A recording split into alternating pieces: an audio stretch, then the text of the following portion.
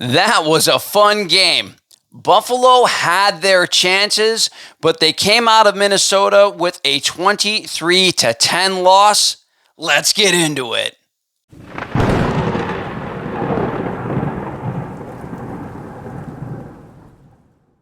What's up, everybody, and welcome back to another video of Sports Talk Buffalo. So Buffalo, to open the season, headed to Minnesota to take on the Minnesota Golden Gophers and end up losing 23-10 in this game. Realistically, not a bad game. If you watched from beginning to end as a Bulls fan, you shouldn't be upset with what we pretty much all thought was going to happen going into this game.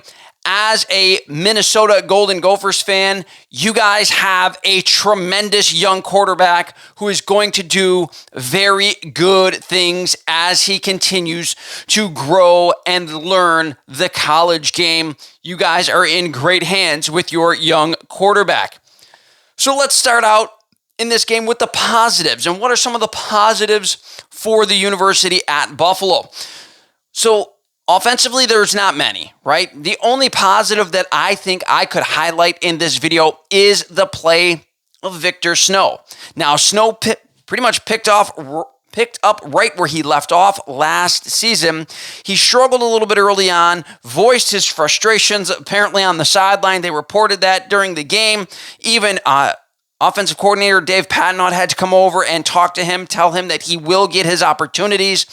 And boy, did he. He had 5 receptions for 67 yards and a touchdown, including an unbelievable route in which he turned his cornerback inside out, upside down, made him trip over himself, and ends up backing into the end zone for a 40-yard touchdown reception on an okay pass from Taquan Roberson. Just get it there. It doesn't have to be pretty, but it has to be effective.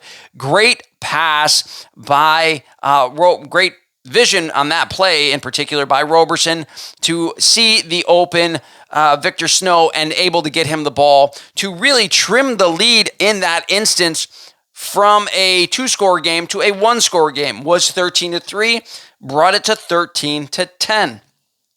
That was a very big play for the offense. Pretty much the only true highlight for the offense in this game, as Minnesota's defense was just smothering the Bulls' offense. Now, another positive for UB in this game, of course, was that the defense was as advertised. Everyone said this defense is going to be the strength of this team, much like it was a majority of last year, because they had so many starting returners. I believe they said they had 10 starting returners, or at least 10 guys who had been in Buffalo before. Buffalo returned a lot of guys on the back end for this Buffalo team. I don't think they had 10 starters. They definitely didn't. I think they had like 7 or 8 starters. They had a majority of their defense. Their starting defense was here last year, and they were very, very good in my opinion. The Bulls' run defense was stout for a majority of the game. Of course, the last 8 or so minutes, the Minnesota just kind of grinded the game down to no time left, but the Bulls were still able to hold them to just 3.5 yards per carry against a very good running Minnesota Golden Gophers team. They also held the really talented redshirt freshman quarterback Drake Lindsey to under 55% completion percentage. Their lone hiccup was, of course, a busted coverage in the fourth quarter that pretty much sealed the fate for the UB Bulls and any dreams of a potential upset at that point in the fourth quarter. Again, it was the secondary was also vastly, in my opinion, was vastly improved over last season. There were several instances within this game that I saw Drake Lindsey go back to pass, have plenty of time, but there was just no one open, especially in the red zone. The Bulls secondary did a very good job in the red zone. should have had an interception that would have saved them 3 points. Could have been a 20-10 game and maybe changed some things. Not really sure. Changed how the Bulls proceeded with things. Not really sure if that would have changed too much, of course, obviously, because they lost by 2 scores in this game. So, like I said, I think overall, the secondary was very, very good for the University at Buffalo. I thought Jalen McNair had a very good game. 9 tackles, 2 passes defended. The Bulls had a couple other passes defended. But the big one in this game was, of course, Red Murdoch. We all wanted to see what Red Murdoch would do for the University at Buffalo now that he is no longer in the shadow. I use that loosely because a lot of people noticed Murdoch last year at what he would do as their leader on the defense, and he did not disappoint, in my opinion. I thought he was all over the place, especially in the first half. He finished with 16 tackles, 1 sack, 1 tackle for loss. He also had a huge stop on 4th and inches to stuff the Minnesota Golden Gophers on a QB sneak that prevented Minnesota from scoring points and give Buffalo the ball back. Early on in this game, it could have been a momentum swing had the offense been able to get anything going for a majority of the game. Murdoch, like I said, like most of the defense, was as advertised. He was a very good player, and this Buffalo defense is going to be a nightmare for pretty much any team that they face in the Mid-American Conference. And Red Murdoch, you can be sure, will be a giant part of that nightmare for opposing offenses. Now we go over to the negatives in this game, and the negatives are pretty much the entire offense, right? So obviously the receivers kind of have to rely on the production of the quarterback. I thought Jesse Gathings made a couple of decent plays, had some nice hitch routes, a couple catches. I believe he had 3 catches in this game. Yeah, Nick McMillan looked like he was getting targeted early in this game. They missed him on a deep shot, a couple of deep shots. One of them, I think, ended up getting broken up. I thought he looked fast, crisp. I thought he looked pretty good. He had 2 catches for like 20 yards. I think they need to get him more involved in the game, as well as he could be a big weapon for UB moving forward. But again, we talk about the QB struggles, and Taquan Roberson, we kind of see why he washed out of a lot of the Power 4 conferences as he struggled in this game, right? Now, his numbers don't look, I guess his overall numbers are pretty horrible, right? But 12 of 20, not terrible. I mean, you definitely want more than that. But 12 of 20 for, I think, like 104 yards and a touchdown, no picks. One was dangerously close to getting picked, but he just didn't look like he was in a rhythm for a majority of the game. And that is a lot of what I saw when I went back and watched the games when he played for UConn, when he started for UConn. Their starting quarterback ended up getting hurt. He goes in, he plays pretty much a majority of the season, has a lot of tight games, 1-score games that UConn could have won. But he was adequate, right? He threw for over 2,000 yards, 12 touchdowns, 6 interceptions.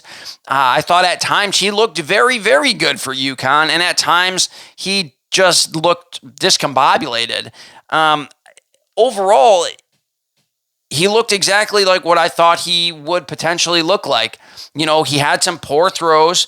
He missed a couple of out routes that should just be absolute money throws for pretty much any quarterback at the Division I level. You can't really miss those, especially against a Power 4 team, and think you're going to win the game. He missed some deep shots. He missed some open receivers over the middle. Of course, as they mentioned in the broadcast, not really his game. He can't really throw in between the numbers all that well, because of his smaller stature at just 6 feet tall, I think like 190 pounds, 195 pounds, somewhere in that range. He does have a very good arm that most people don't realize. He does have a very good arm and can make a lot of the throws, but he just, I don't know if it's mechanics or what is it, but he just has inconsistencies and he misses a couple of throws that he should make. He also seems to have a little bit of a weakness in terms of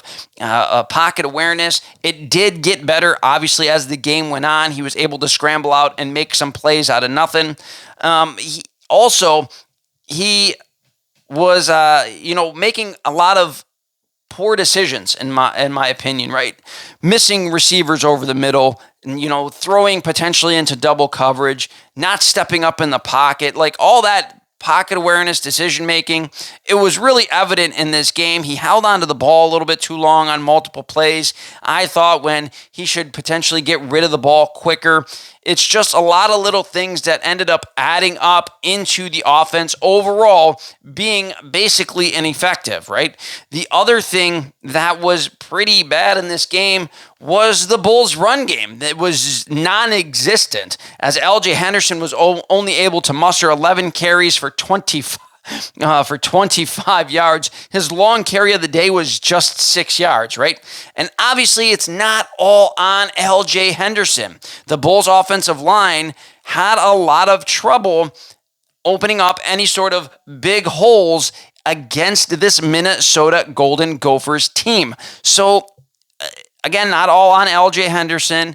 The Bulls' offensive line struggled to open up any holes. And overall, though, I thought they were adequate in pass protection. They did have multiple times where they did give Roberson some time to pass the ball. So I'll give them an adequate score on Roberson's dropbacks, but a failing score on being able to really open anything up in the run game for the University at Buffalo in this game. And another thing that I wanted to talk about is, I'm not sure if it was just a lack of execution or the play calling itself.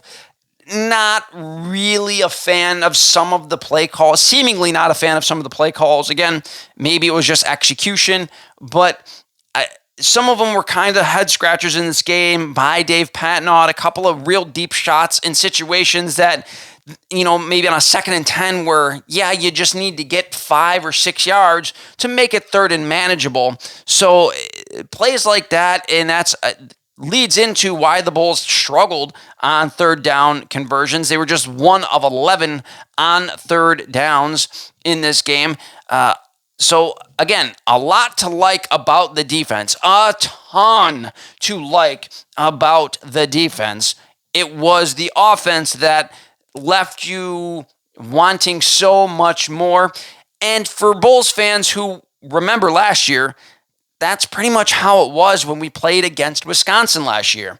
The defense was very good, right? The Bulls did lose 38-0, but if you watch that game, it felt much, much closer until they really started. You could see it. The defense started to get tired in the second half, and then Wisconsin really started to pull away. The Bulls could not muster anything in that game offensively. So a good sign that they were able to muster at least a little bit in this game, had a little bit of pushback, and were able to keep things interesting for a majority of the game. I think their schedule definitely gets a lot easier from here on out. So it'll be interesting to see what lessons the offense learns and takes into the next few games for Buffalo to see if maybe they can really get that offense on track and up to speed the same as the defense was in this game. That's going to do it for this video, guys. Let me know what you thought about the game in the comment section below. I love hearing from each and every one of you. I try to answer each and every comment that is left on my page. Don't forget to like, subscribe, and hit that notification bell so you guys never miss a video. I want to thank you guys all for watching, and as always, have a fantastic week.